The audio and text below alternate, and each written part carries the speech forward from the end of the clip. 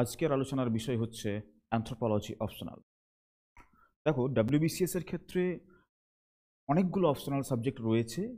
তার মধ্যে anthropology is one of the most scoring optional. এটা আমরা সকলেই জানি যে অ্যানথ্রোপোলজিতে খুব ভালো মার্কস ওঠে, কিন্তু ভালো মার্কস কি সবাই পায়? না, একদমই না। অ্যানথ্রোপোলজি নিয়ে তো বহু ছেলে মেয়ে পরীক্ষা দিচ্ছে, সবাই কি খুব ভালো মার্কস পাচ্ছে? পাচ্ছে না, তাই না? তো অ্যানথ্রোপোলজিতে ভালো মার্কস পেতে হলে তোমাকে কিছু নিয়ম, কিছু রুলস ফলো করতে হবে, কিছু টেকনিক ফলো করতে হবে, কিছু মেথড ফলো করতে হবে। তবেই কিন্তু তুমি অ্যানথ্রোপোলজি অপশনাল নিয়ে একটা দারুণ মার্কস ক্যারি করতে পারবে এবং ডাব্লিউবিসিএস এর এক্সিকিউটিভ ডিএসপি গ্রুপ এ বা গ্রুপ বি ক্যাটাগরিতে তুমি সার্ভিসটা পাবে। সুতরাং আমাদের আজকের আলোচনার বিষয় হচ্ছে কিভাবে লিখলে অ্যানথ্রোপোলজিতে তুমি দারুণ মার্কস পাবে, মোটামুটি মোর দেন 300 প্লাস মার্কস। 300 প্লাস মার্কস মানে কত? 75% মার্কস মিনিমাম, বা এর তুলনায় বেশি মার্কস তুমি ক্যারি করবে কিভাবে? What will be your answer writing style? এটা আমি আজকে তোমাদেরকে এক্সপ্লেইন করব। ওকে, তো চলো সময় নষ্ট না করে আমরা আলোচনাটা শুরু করি। দেখো, আমাদের টার্গেটটা আমি একটু আগে বলে দিচ্ছি। আমাদের টার্গেট কি? আমাদের টার্গেট হচ্ছে 300 plus marks in anthropology. 300 plus marks. আমরা সকলেই জানি অপশনালে আমাদের আছে 400 মার্কস, পেপার 1-এ 200 মার্কস এবং পেপার 2-তে 200 মার্কস, রাইট?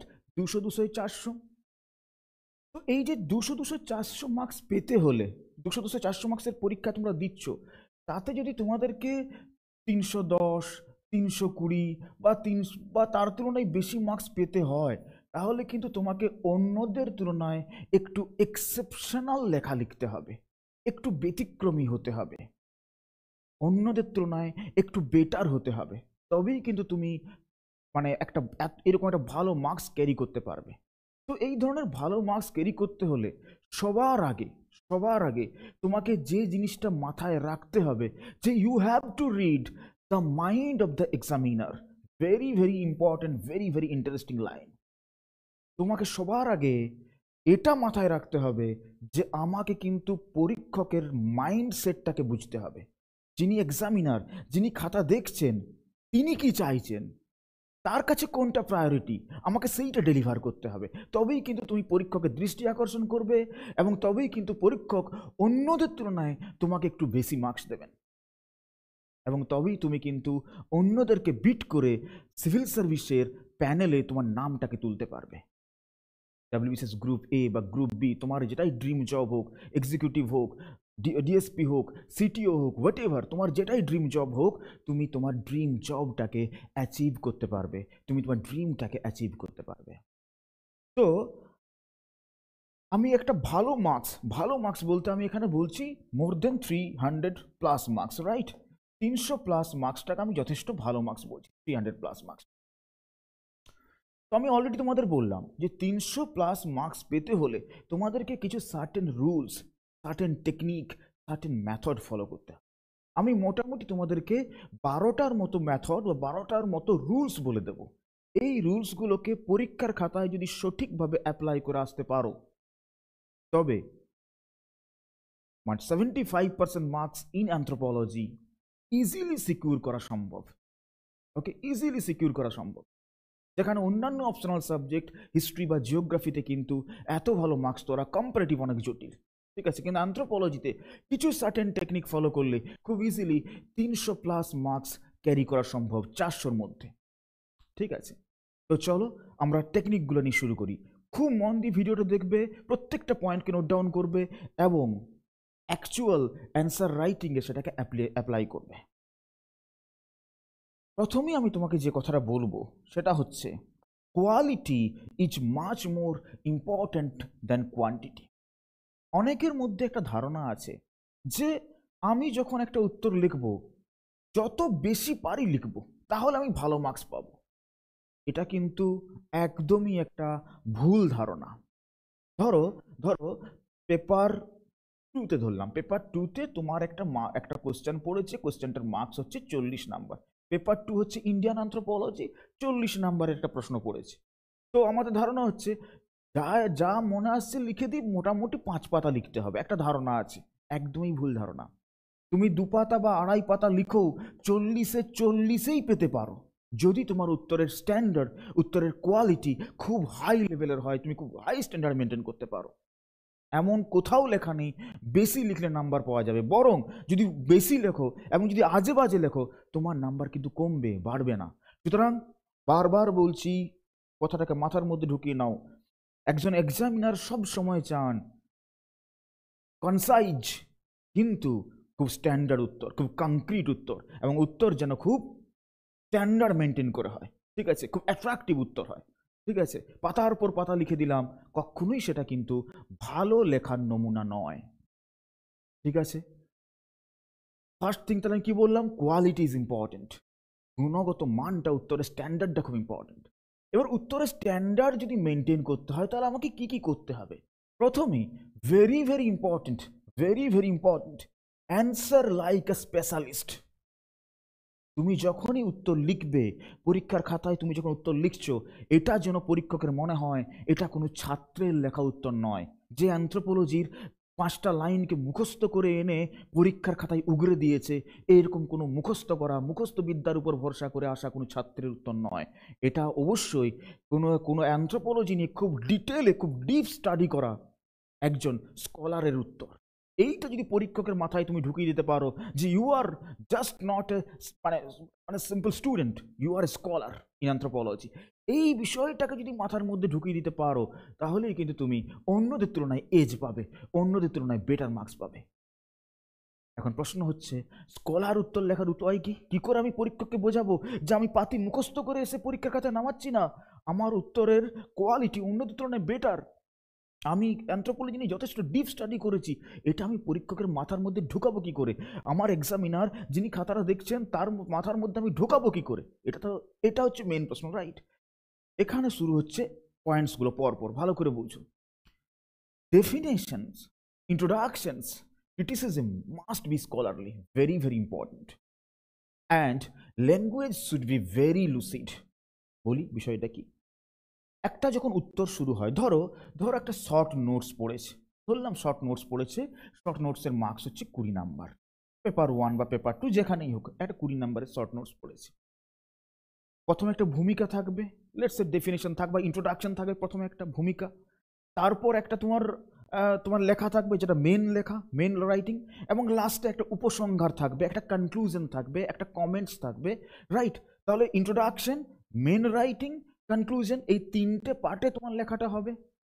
মনে রাখবে অবশ্যই introduction should be very attractive. ইন্ট্রোডাকশনটা এমন লিখবে যেন পরীক্ষকের মন ছুঁয়ে যায়, পরীক্ষক যেন তখনই তোমার প্রতি তোমার লেখার প্রতি তার জন্য একটা অ্যাট্রাকশন তৈরি হয়ে যায়। ইন্ট্রোডাকশনটাকে খুব বুদ্ধিমত্তার সাথে লিখতে হবে, ইন্ট্রোডাকশন ফেজটা।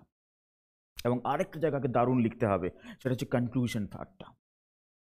মাঝের পার্টটায় যদি একটু আধটু, যেটা মেন পার্ট, যেটা তুমি সবচেয়ে বেশি লিখছো, সেখানে যদি একটু আধটু এদিক ওদিক হয়েও যায়, অতটা কিন্তু ইয়ে হবে না, অতটা কিন্তু ইম্প্যাক্ট পড়বে না।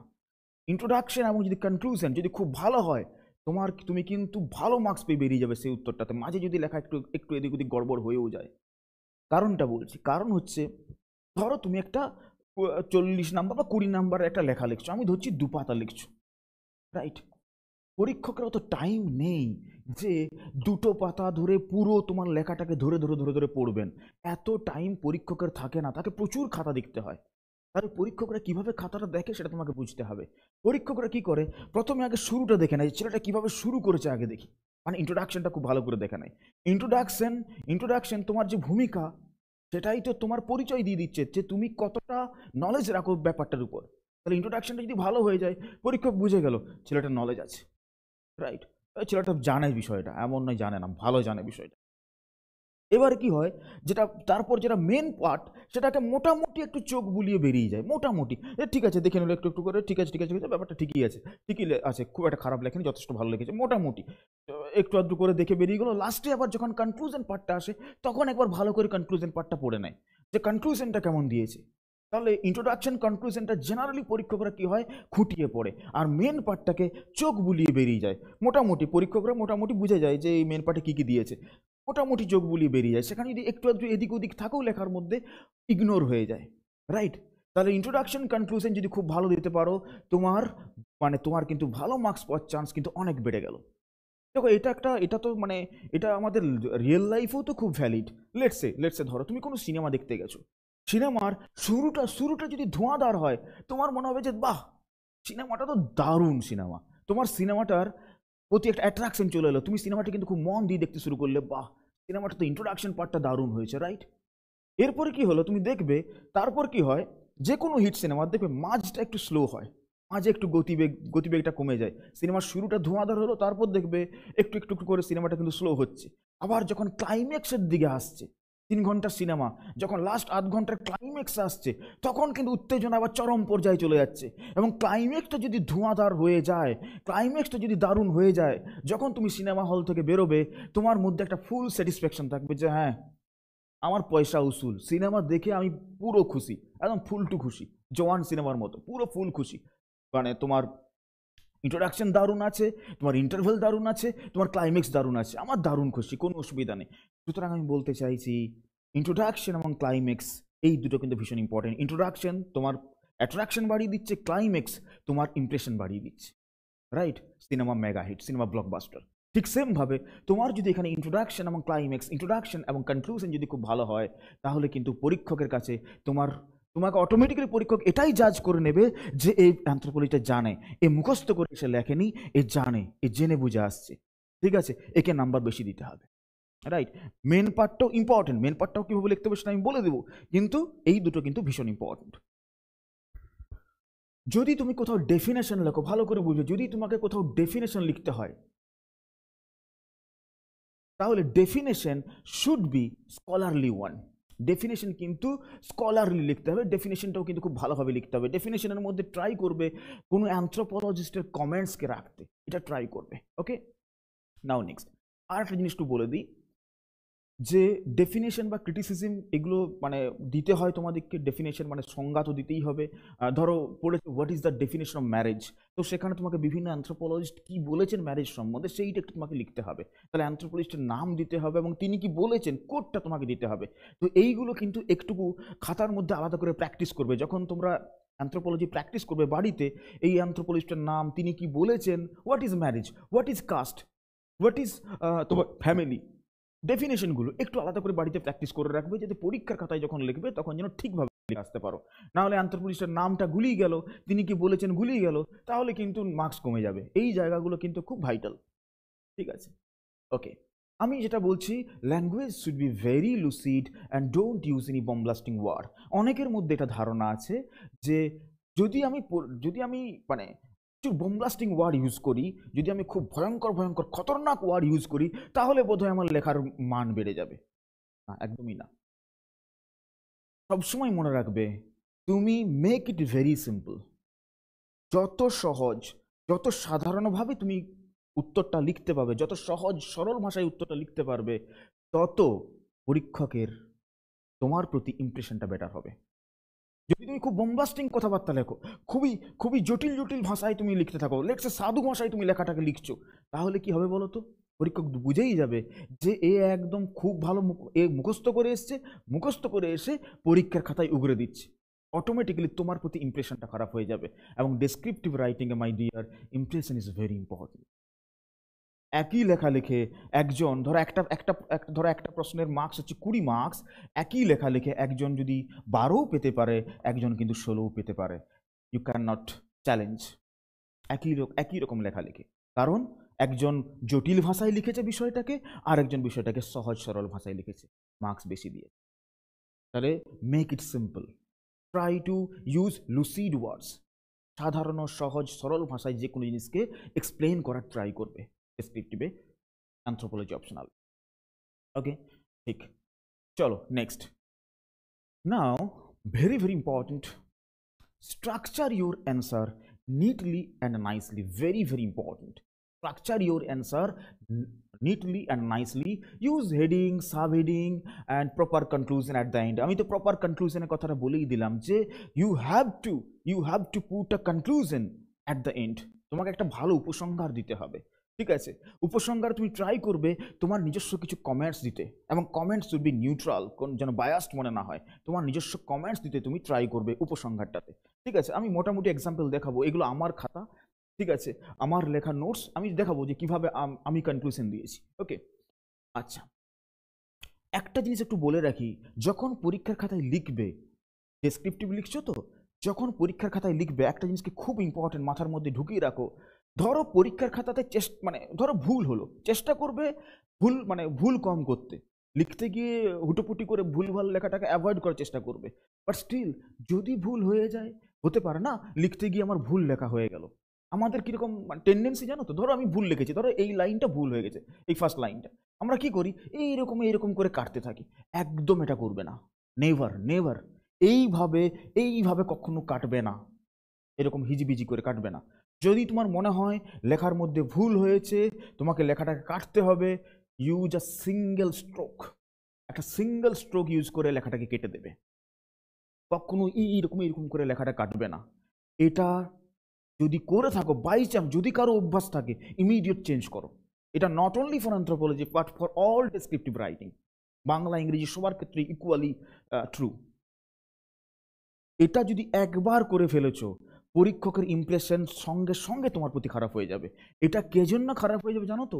এটা তোমার ইম্যাচিউরিটির এক্সাম্পল, তোমার ইম্যাচিউরিটিকে শো করছে এই ধরনের কাটাকুটিটা। তুমি তো সিভিল সার্ভেন্ট হওয়ার জন্য পরীক্ষা দিচ্ছ, তুমি একটা যথেষ্ট রেসপন্সিবল জব পাওয়ার জন্য পরীক্ষা দিচ্ছ, তুমি পরীক্ষায় পাস করার পরেই তুমি এক্সিকিউটিভ হবে, তুমি ডিএসপি হবে, তাহলে তোমার কাছ থেকে পরীক্ষক কি এক্সপেক্ট করবেন? ম্যাচিউরিটি।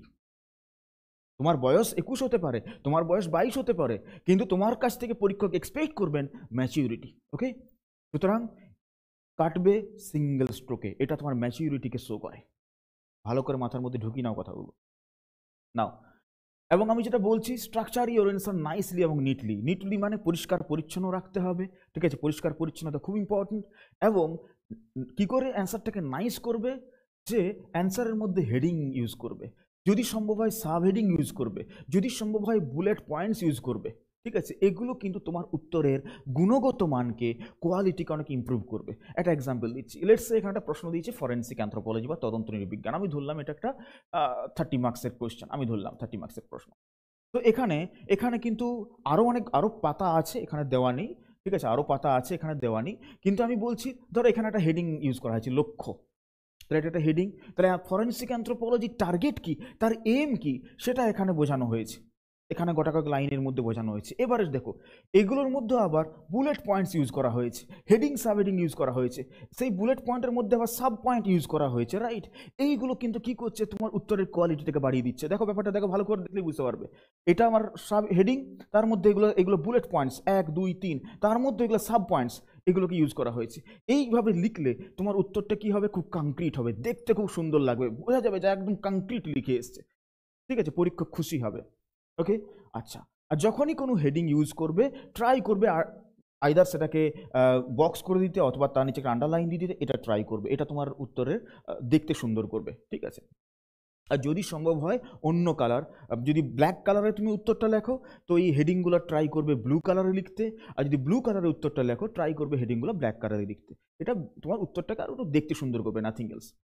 আর লাস্টে তো আমি বললামই, লাস্টে তোমাকে একটা মন্তব্য বা ভালো কনক্লুশন লিখতে হবে, এবং কনক্লুশন যখন লিখবে, মনে রাখবে কনক্লুশন যখন লিখবে, কনক্লুশনের মধ্যে ট্রাই করবে খুব তোমার নিজস্বতার ছাপ রাখতে, তোমার ইউনিকনেস রাখতে, সেটা অন্য কারোর থেকে তোমাকে আরেকটুকু এজ দেবে, রাইট? যেটা আমি অলরেডি বললাম। এখানে দেখো আমি যে কনক্লুশনটা দিয়েছি, সেই কনক্লুশনের মধ্যে আমি অ্যানথ্রোপোলজিস্টের নাম ইউজ করেছি, দ্যাট ইজ ভেরি ইম্পর্টেন্ট। যেমন ধরো এখানে করেছি প্রাগ অ্যান্ড নেভে, দুজন অ্যানথ্রোপোলজিস্ট, তাদের নাম ইউজ করেছি। পরীক্ষক বুঝছে না, এ তো বেশ স্টাডি করে এসছে, কেস স্টাডিগুলোকে পড়ে এসছে, এরা কি করেছে সেটা সম্বন্ধে জানে। আমি এখানে ইউজ করছি স্নো এবং স্টিডম্যানের নাম। ওকে, বুঝতে পারছে, এই কিন্তু বিষয়গুলো জানে। এই সমস্ত অ্যানথ্রোপোলজিস্ট যারা বিশেষ করে এরা কিন্তু খুব একটা পুরনো নয়, দেখো 1997 2003-এর অ্যানথ্রোপোলজিস্ট, আমি এদের একটু একটু করে থট ঢুকিয়ে দিয়েছি উত্তরের মধ্যে, কনক্লুশনের মধ্যে। তার মানে পরীক্ষক এটা বুঝতে পারছে যে এর কিন্তু কারেন্ট ইনফরমেশনও রয়েছে, এমন নয় যে মান্ধা তামলের লেখা কেউ লিখে দিচ্ছে। আমি পুরোটা জুড়ে এটা করিনি, কিন্তু জাস্ট ফিনিশিং টাচটা এইভাবে দিয়ে দিয়েছি যাতে পরীক্ষকের একটু মন ছুঁয়ে যায়, পরীক্ষকের যাতে একটু ভালো লাগে, পরীক্ষকের যাতে একটু অ্যাট্রাকশন বাড়ে উত্তরটার প্রতি। আমি কি বলছি বোঝা যাচ্ছে, হ্যাঁ কি না? শুধু তাই নয়, এখানে একটু বলে রাখি, আমি পরে আবার তোমাদের দেখাবো, যখন উত্তর লিখবে ট্রাই করবে যেগুলো কিছু কিছু পয়েন্টস থাকে না যেগুলো তোমার কাছে খুবই ইম্পর্টেন্ট, এবং তুমি চাও পরীক্ষক যেন এই জায়গাটা দেখে, পরীক্ষকের তুমি চাও এই জায়গাটা একটু দৃষ্টি আকর্ষণ করতে। হ্যাঁ হ্যাঁ কি না, এটা তোমাদের হয়ে থাকে। তো তুমি যে জায়গাগুলো দৃষ্টি আকর্ষণ করতে চাইবে ট্রাই করবে তার নিচে একটা আন্ডারলাইন করে দিতে।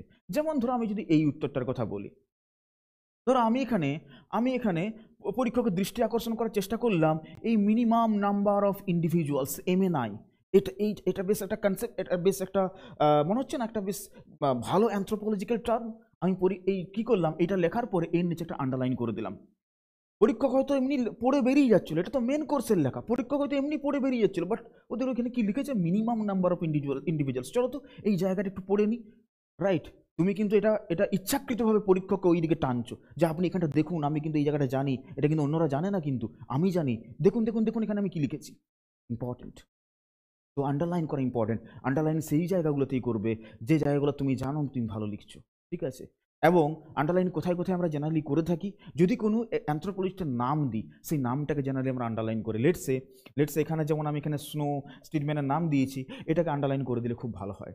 এখানে যদি মানে প্রাগ বা নেভের নাম দিয়েছি, আন্ডারলাইন করে দিলে ভালো হয়, ঠিক আছে? যদি কোনো অ্যানথ্রোপোলজিক্যাল স্পেশাল টার্মিনোলজি তুমি লিখে থাকো তো সেটাকে ট্রাই করবে আন্ডারলাইন করে দিতে। যেমন ধরো এখানে এই যে পোস্টমর্টেম ট্রমাটা আমি লিখেছি, এটার নিচে একটা আন্ডারলাইন করে দাও, ঠিক আছে?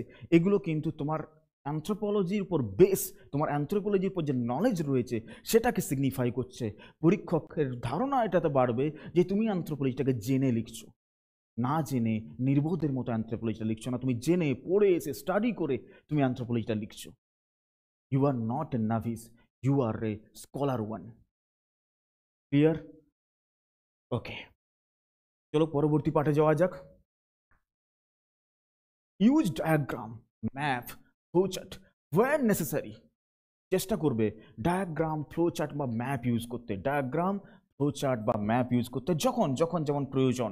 খুব important, the diagram, map, flowchart, whatever you used in your writing, in your answer writing, but the diagram, map, flowchart should be meaningful and significant one. এটাকে মিনিংফুল হতে হবে, এটাকে সিগনিফিকেন্ট হতে হবে। আমি একটু এক্সাম্পল দিয়ে বলছি। লেটস সে ধরো এখানে এখানে বিএস গুহর রেশিয়াল ক্লাসিফিকেশনের লাস্ট পেজটা আমি এখানে দিয়েছি, দেখাচ্ছি তোমাদেরকে, জাস্ট এক্সাম্পল দেওয়ার জন্য দেখাচ্ছি। বিএস গুহর রেশিয়ান ক্লাসিফিকেশন, বিরজাশঙ্কর গুহ বলে একজন অ্যানথ্রোপোলজিস্ট, একজন ইন্ডিয়ান অ্যানথ্রোপোলজিস্ট আছেন, তিনি ভারতের জাতি ব্যবস্থার উপর শ্রেণীবিভাগ করেছেন। তো racial classification by BS Guha মাঝে মধ্যে 40 মার্কসের প্রশ্ন অ্যানথ্রোপোলজিতে আসে, পেপার 2-তে আসে। তো ধরো এখানে সমস্ত কিছু লেখা আছে, যা যা লেখার সব কিছু লেখা আছে, এভরিথিং ইজ রিটেন হিয়ার। লাস্টে কি করা আছে, তিনি যে রেশিয়াল ক্লাসিফিকেশনটা করেছেন তার উপর একটা সিম্পল ডায়াগ্রাম করে সেটাকে দেখানো আছে। তিনি কোন জায়গাতে কোন রেসটা কোন জাতিটা আছে সেটা দেখিয়েছেন।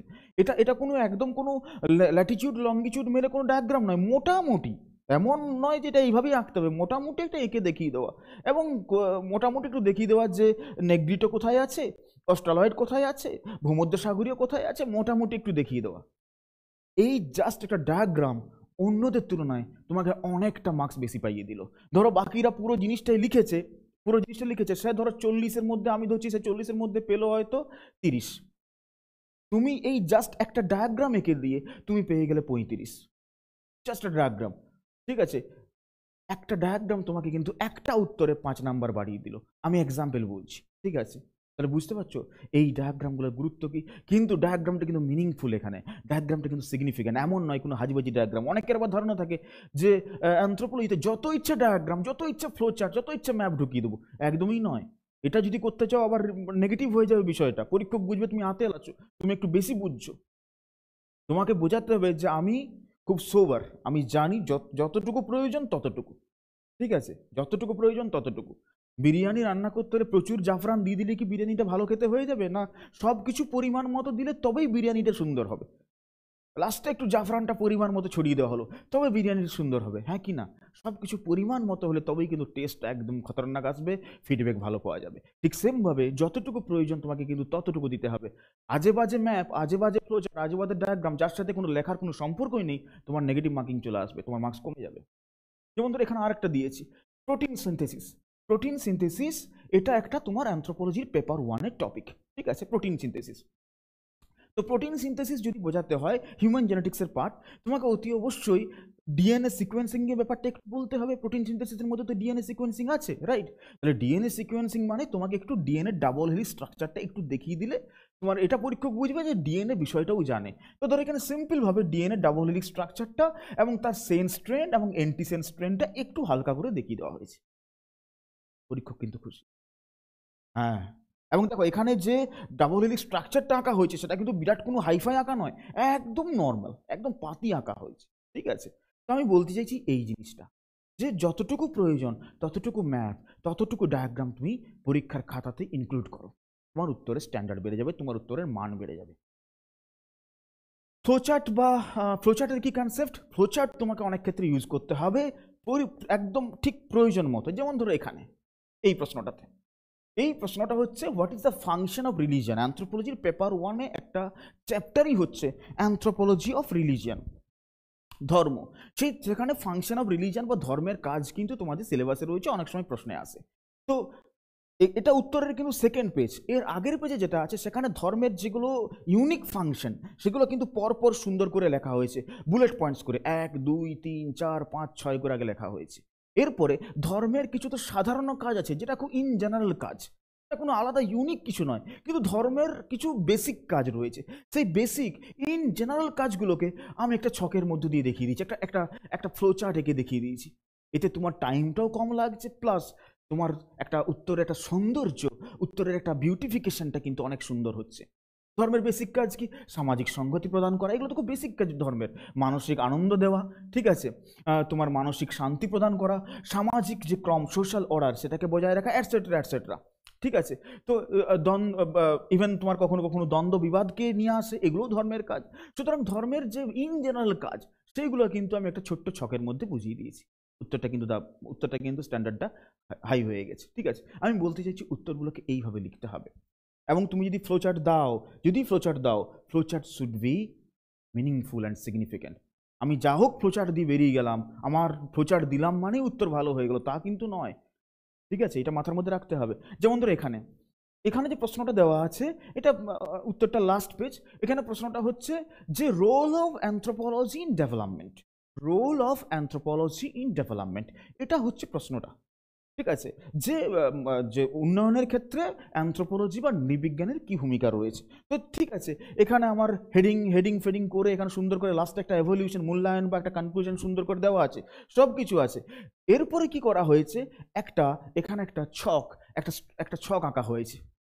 এই ছকটা বা এই ডায়াগ্রামটা, এটা হচ্ছে বা এই ফ্লোচার্টটা, এটা কিন্তু পুরো জিনিসটা যে লেখা হয়েছে 2 পাতা ধরে, এটা একটা পাতা, এর আগে আর একটা পাতা রয়েছে, 2 পাতা জুড়ে যা লেখা হয়েছে সেইটা ছোট্ট ছকের মধ্য দিয়ে তার একটা সিনোপসিস করে দেওয়া হয়েছে, তার একটা সামারি করে দেওয়া হয়েছে।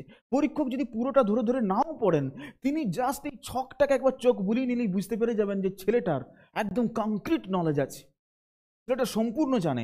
ওনাকে আর পুরোটা এরকম ধরে ধরে পড়ারই দরকার পড়বে না। লেটস সে যদি 20 মার্কসের প্রশ্ন হয়, আমি কোয়াইট শিওর 20-র মধ্যে তুমি 20 পাবে যদি তুমি এইভাবে লিখতে পারো। But you have to write in this way, ঠিক আছে। তুমি চাইলে আরো আরো হয়তো তুমি তোমার নিজস্ব ইনপুটস রাখতে পারো, আমি বলছি এই ফরম্যাটটাকে মেনটেন করো, ঠিক আছে। Please try to maintain this format, okay. দেখো পরবর্তী part, use tabular form to compare. এটা আমরা ছোটবেলা থেকেই পড়ছি যে তোমাকে কম্পেয়ার করার জন্য তোমাকে টেবুলার ফর্ম ইউজ করতে হবে কম্পেয়ার করার জন্য, ওকে। যখন তুলনামূলক আলোচনা পড়বে, তুলনামূলক আলোচনা, তখন কিন্তু তোমাকে টেবিল করে করে সেটাকে করতে হবে, তোমার উত্তরটা ভালো হবে, দেখতে সুন্দর হবে। যেমন ধরো এখানে একটা টুইন স্টাডি থেকে একটা প্রশ্ন দেওয়া হয়েছে। টুইন স্টাডি মানে কি? যমজ, দু ধরনের যমজ হয়, মনোজাইগোটিক, জাইগোটিক। এখানে তার একটা কিন্তু তুলনামূলক আলোচনা করা হয়েছে। শুধু তাই নয়, একটা জিনিস দেখো, এখানে কিন্তু ছোট্ট ছোট্ট একটা ছবির মধ্য দিয়ে মনোজাইগোটিক এবং ডাইজাইগোটিক যমজের মধ্যে কীরকম ডিফারেন্স সেটাও কিন্তু এখানে দেখানো হয়েছে। শুধু তাই নয়, এখানে যমজ অধ্যয়নের পদ্ধতিগুলো দেখো, একটা ছোট্ট ছকের মধ্য দিয়ে যমজ অধ্যয়নের পদ্ধতিগুলোকে একটু দেখানো হয়েছে। দেখো বিষয়টা দেখো, উত্তর লেখার কোয়ালিটিটা দেখো, কীভাবে উত্তরটা লেখা হয়েছে। তোমার উত্তরের কিন্তু স্ট্যান্ডার্ডটা বাড়ছে, তোমার উত্তর লেখার স্ট্যান্ডার্ডটা বাড়ছে। এখানেও একটা কম্পেয়ার দেখানো হয়েছে। কীরকম? এখানে যে প্রশ্নটা আছে সেটা হচ্ছে এভলিউশনিজম, বিবর্তনবাদ। সেই বিবর্তনবাদে টাইলার, টাইলারের তিনি 3 রকমের বিবর্তনের পদ্ধতি দেখিয়েছিলেন। প্রযুক্তিগত বিবর্তন বা টেকনোলজিক্যাল এভলিউশন, ধর্মীয় বিবর্তন বা তোমার এভলিউশন অফ রিলিজিয়ন, এবং বিবাহের বিবর্তন বা এভলিউশন অফ ম্যারেজ। তো এই যে তিনি 3টা বিবর্তন নিয়ে আলোচনা করেছিলেন, এখানে সুন্দর করে সেই 3টা বিবর্তনকে কিন্তু দেখো কম্পেয়ার ফরম্যাটে দেখানো আছে। এই একটা ছকের মধ্য দিয়ে তুমি বহু কিছু পরীক্ষককে বুঝিয়ে দিলে যে তোমার কি কি নলেজটা তোমার এই পার্টিকুলার জায়গাটার উপর আছে। পরীক্ষক অটোমেটিক্যালি খুশি হবে, খুশি হতে বাধ্য। আমি বারবার তোমাদের বলে আসছি বা প্রথম থেকে বলছি, you have to read the mind of the examiner. তোমাকে শুধুমাত্র পরীক্ষার খাতায় উত্তর লিখে এলে হবে না, তোমাকে পরীক্ষককে খুশি করার মতো উত্তর লিখতে হবে। এবং পরীক্ষককে তুমি তখনই খুশি করতে পারবে যখন তুমি এক্সামিনারের থট প্রসেসটাকে বুঝতে পারবে, তার চিন্তন পদ্ধতিটাকে বুঝতে পারবে, তার মানসিকতাটাকে বুঝতে পারবে। তোমাকে পরীক্ষককে খুশি করতে হবে ভাই। This is the ultimate thing you have to do in your exam paper. Okay, তো চলো নেক্সট। এখানেও আমি একটা কম্পেয়ার দেখিয়েছি, দেখো এখানে কম্পেয়ার করা হয়েছে এফ এবং হিউম্যানের ফিচার্সের মধ্যে, ফিজিক্যাল ফিচার্সের মধ্যে কম্পেয়ার করা হয়েছে। ওকে, এবং সেখানেও দেখো কম্পেয়ারটা করা হয়েছে কিন্তু একদম টেবুলার ফর্মে করা হয়েছে, রাইট? টেবুলার ফর্মে, এটা ফার্স্ট থিং। ঠিক আছে, তো কম্পেয়ার করবে টেবুলার ফর্মে। নাও এখানে আরও একটা ইম্পর্টেন্ট লাইন লেখা আছে, use biological terminology, underline them in physical anthropology part. বলছে অ্যানথ্রোপোলজির দেখো পেপার 1-এ একটা সেগমেন্ট হচ্ছে ফিজিক্যাল অ্যানথ্রোপোলজি বা বায়োলজিক্যাল অ্যানথ্রোপোলজি, যেটাকে বাংলায় বলছে জৈবিক নৃবিজ্ঞান। এটা পেপার 1-এ রয়েছে। এবং এই জৈবিক নৃবিজ্ঞান বা ফিজিক্যাল অ্যানথ্রোপোলজি বা বায়োলজিক্যাল অ্যানথ্রোপোলজিতে কিন্তু একটা প্রচুর বায়োলজিক্যাল টার্মিনোলজি তোমাকে কিন্তু ইউজ করতে হবে, বায়োলজিক্যাল টার্মিনোলজি। এবং যত বেশি তুমি এগুলো ইউজ করতে পারবে, তোমার মানে অ্যান্সার লেখার অ্যান্সারের স্ট্যান্ডার্ডটা তত হাই হবে। যেমন ধরো আমি এখানে কিছু বায়োলজিক্যাল টার্মিনোলজি দেখিয়েছি। কীরকম? যেমন হচ্ছে ধরো supra orbital torus, supra orbital ridge, sagittal crest, nuchal crest, foramen magnum, mastoid process, diastema, etcetera etcetera. এই ধরনের বায়োলজিক্যাল টার্মিনোলজি যখনই তুমি দিচ্ছ, পরীক্ষক বুঝতে পারছে এ কিন্তু পড়াশোনা করে এসছে, এ স্টাডি করে এসছে, এ যথেষ্ট পরিমাণে রিসার্চ করে এসছে পেপারটার উপর। 4টে লাইন মুখস্থ করে এসব পরীক্ষা খাতায় নামাচ্ছে না। এবং যখনই তুমি এই ধরনের ওয়ার্ড ইউজ করবে, try to use some basic diagram. দেখো এখানে কত সিম্পল ডায়াগ্রাম দিয়ে এই এপ আর হিউম্যানের ডিফারেন্সটা দেখানো হয়েছে, স্কালের ডিফারেন্সটা, মাথার ডিফারেন্সটা। এপের মাথাটা এইরকম, হিউম্যানের মাথাটা এইরকম। এবং এখানে দেখো সেজাইটাল ক্রেস্ট কোনটা, নিউক্লিয়ার ক্রেস্ট কোনটা, তোমার কি বলবো সুপ্রাঅরবাইটাল রিজ কোনটা, সেগুলো দেখানো হয়েছে। আমি বলছি try to make answer in this way. ঠিক আছে, নাও নেক্সট দেখো এখানে উত্তর একটা লেখানো হয়েছে। ধরো এখানে এটা দেখো গরিলা। ঠিক আছে, এই গরিলার আভ্যন্তরীণ বৈশিষ্ট্য, তার ইন্টারনাল ফিজিক্যাল ফিচার্সের উপর আমি একটা উত্তর লিখেছি, বাংলাতে লেখা আছে, বুঝতেই পারছো। তো সেখানে দেখা আছে প্রথম লাইনটা দেখো কি লেখা আছে, মাস্টয়েড প্রসেস বিকশিত। দেখো মাস্টয়েড প্রসেস একটা বায়োলজিক্যাল টার্মিনোলজি ইউজ করা হয়েছে, এবং তার নিচে কি করেছে, একটা আন্ডারলাইন করে দিয়েছি। ঠিক আছে, নিম্ন চোয়ালে সিগময়েড নচ দেখা যায়, অগভীর এবং চওড়া, সিগময়েড নচ, এটা বায়োলজিক্যাল টার্মিনোলজি আন্ডারলাইন করা হয়েছে। ডায়াস্টেমা রয়েছে, আন্ডারলাইন করা হয়েছে। শুধু তাই নয়, ডায়াস্টেমাটাকে একটু ছোট্ট করে দেখিয়ে দেওয়া হয়েছে, হোয়াট ইজ ডায়াস্টেমা। ডায়াস্টেমা কিছুই নয়, এই যে দাঁতের ফাঁক, এটা ডায়াস্টেমা। ঠিক আছে, আচ্ছা, তারপর কি হয়েছে, মেরুদণ্ডে 2টি বাঁক রয়েছে। তো মেরুদণ্ড 2টো বাঁকের কিন্তু স্যাক্রাল ডোরসাল, সেটা কিন্তু একটু দেখানো হয়েছে এখানে। আমি বলতে চাইছি উত্তরটা যদি এইভাবে লেখো, তাহলে কিন্তু তোমার উত্তর লেখার স্ট্যান্ডার্ডটা বাড়বে, পরীক্ষক কিন্তু খুশি হবে। ওকে, নাও অনেকগুলো পয়েন্টস আমি বলে দিলাম, এবার আমরা প্রায় শেষ দিকে চলে এসেছি, প্রায় শেষ দিকে। বলা হয়েছে ইউজ অ্যানথ্রোপোলজিক্যাল টার্মিনোলজি, পয়েন্টটাকে ভালো করে পড়ো, use anthropological terminology and try to explain the term and your explanation should be short and language should be very lucid. বলছে যখন তুমি কালচারাল অ্যানথ্রোপোলজি বা যে কোনো লেখা যখন লিখবে ট্রাই করবে অ্যানথ্রোপোলজিক্যাল টার্মিনোলজিগুলোকে ইউজ করতে। যত অ্যানথ্রোপোলজিক্যাল টার্মিনোলজি তুমি লেখার মধ্যে ঢুকিয়ে দেবে তত কিন্তু পরীক্ষকের দৃষ্টি সেই দিকে চলে যাবে। পরীক্ষকের দৃষ্টি ভালোই তো লিখেছে, তো বেশ ভালো জেনে বুঝে লিখেছে, রাইট। অ্যানথ্রোপোলজিক্যাল টার্মিনোলজির মধ্যে ধরো এক্সাম্পল বলছি আমি, ধরো তোমার সোশ্যাল মোবিলিটি, সামাজিক সচলতা, এই কথাটা লিখে দিলে। এই সামাজিক সচলতা কাকে বলে এই একটা লাইন লিখে দিলে, এবং দরকার পড়লে হালকা একটা ছোট্ট ডায়াগ্রামও এঁকে দিলে, ঠিক আছে। অকুপেশনাল মোবিলিটি, পেশাগত সচলতা কথাটা লিখে দিলে। সামাজিক দূরত্ব, সোশ্যাল ডিস্টেন্স কথাটাকে লিখে দিলে। এথনোসেন্ট্রিজম, জাতি উন্নসিকতা লেখার মধ্যে কথাটাকে লিখে দিলে। ইউনিভার্সালাইজেশন, প্যারোকিয়ালাইজেশন, বিশ্বায়ন এবং স্থানীয়করণ কথাটাকে লিখে দিলে লেখার মধ্যে। বিভিন্ন জায়গাতে লিখতে পারবে। তোমরা যখন অ্যানথ্রোপোলজিতে খুব ডিটেলে স্টাডি করবে তোমরা দেখবে যে এই কথাগুলো লেখার সুযোগ আছে। যদি লেখার সুযোগ থাকে একটু লিখে আন্ডারলাইন করে দাও, পরীক্ষকের দৃষ্টি আকর্ষণ করাও যে দেখুন আমি কিন্তু এই কনসেপ্টগুলো জানি, আমি জানি হোয়াট ইজ ইউনিভার্সালাইজেশন, আমি জানি হোয়াট ইজ সেক্রেড কমপ্লেক্স, আমি জানি হোয়াট ইজ প্যারোকিয়ালাইজেশন, আমি জানি what is nature man spirit complex, I know what is Sanskritization, আমি জানি এগুলো, আমি জানি এথনোসেন্ট্রিজম কাকে বলে, আমি জানি কালচারাল রিলেটিভিজম কাকে বলে। জাস্ট ওয়ার্ডগুলোকে ইউজ করে দাও আর একটু 2 লাইন লিখে দাও ওটার সম্বন্ধে, জাস্ট বেসিক জিনিসটা।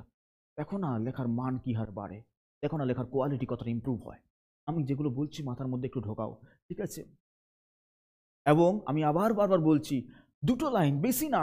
Your explanation should be short explanation. এবং এই জায়গাটা কিন্তু আমি বারবার তোমাদেরকে ফোকাস করছি, language should be very lucid.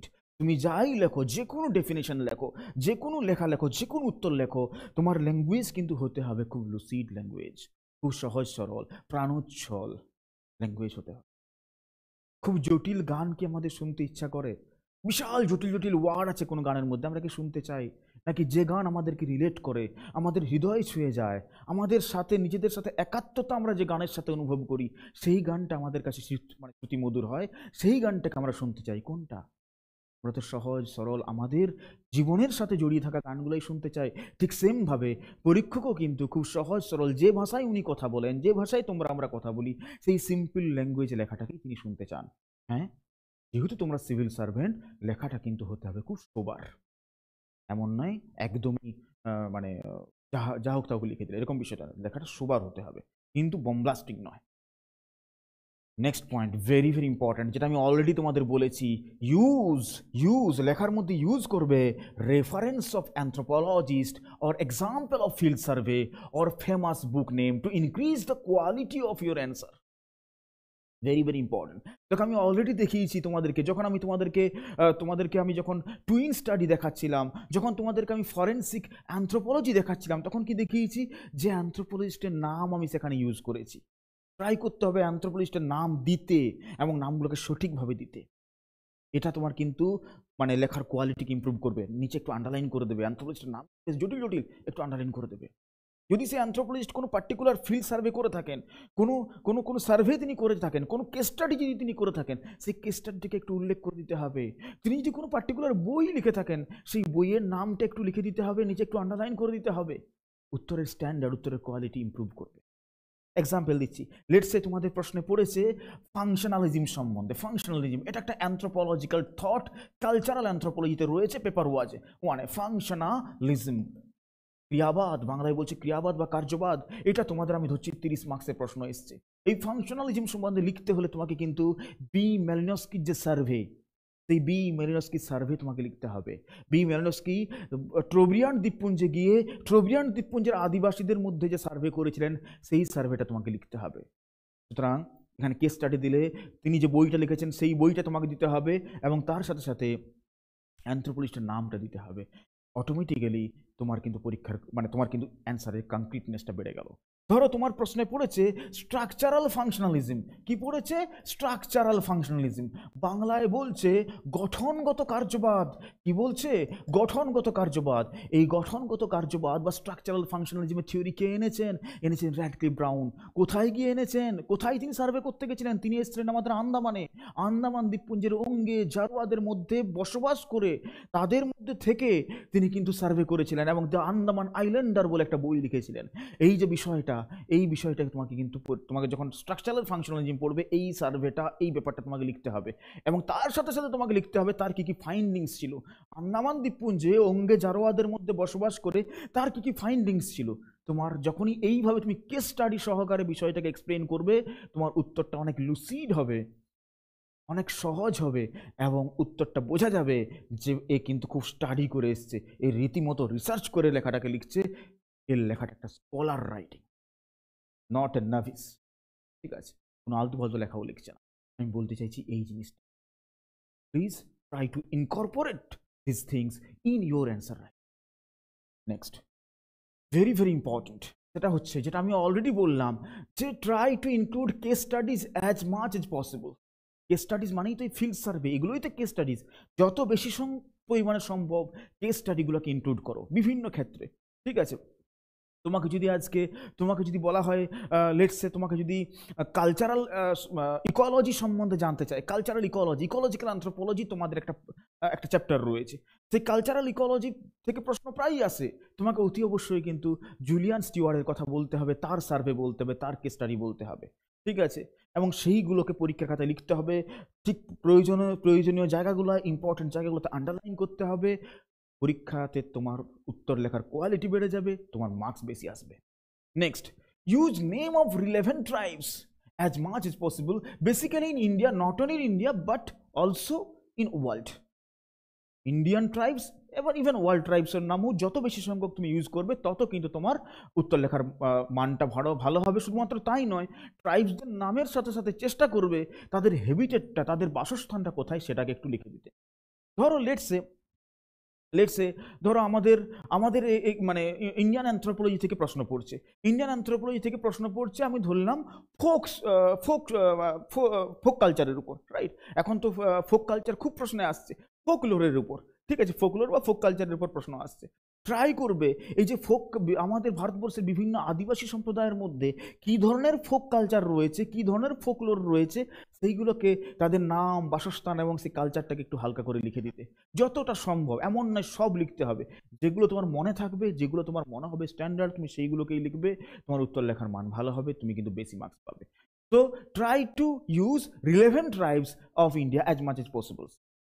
ঠিক আছে, ধরো যদি প্রশ্ন পড়ে এরকম যে economic classification of Indian tribes, geographical classification of Indian tribes, বা ধরো পড়ছে biogenetic variability of Indian tribes, বা এই ধরনের যদি প্রশ্ন পড়ে, ঠিক আছে, তো এই ধরনের প্রশ্ন পড়লে তোমাকে কিন্তু ট্রাইবসদের নাম লিখতে হবে, কোথায় মানে হেবিটেট সেটাও লিখতে হবে। ঠিক আছে, এই ধরনের প্রশ্ন কিন্তু পরীক্ষাতে আসছে, তোমাকে কিন্তু লিখতে হবে এবং অ্যাজ মাচ এজ পসিবল বেশি দেওয়ার চেষ্টা করবে।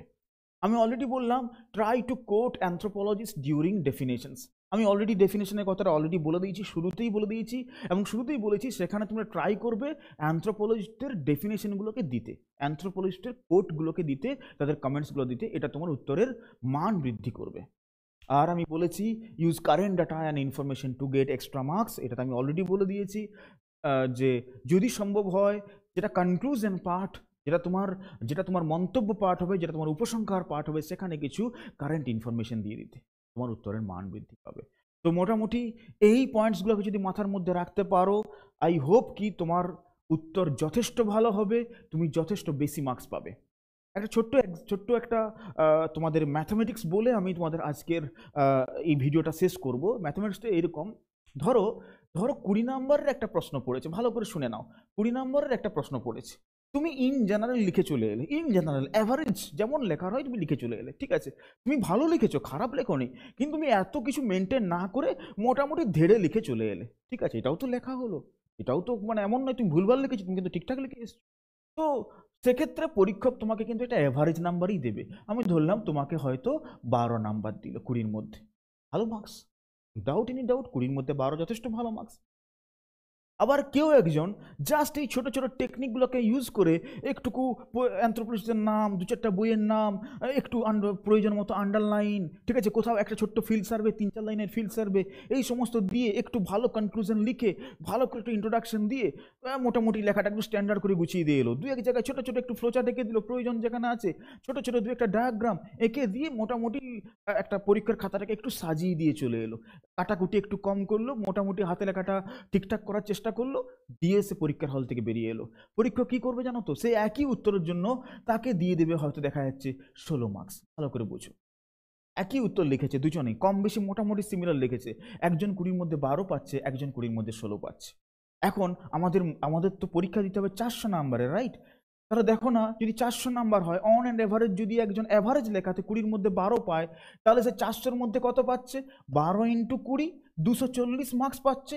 এটাও কিন্তু খারাপ মার্কস নয়, এটাও কিন্তু 60% marks. This is also 60% marks.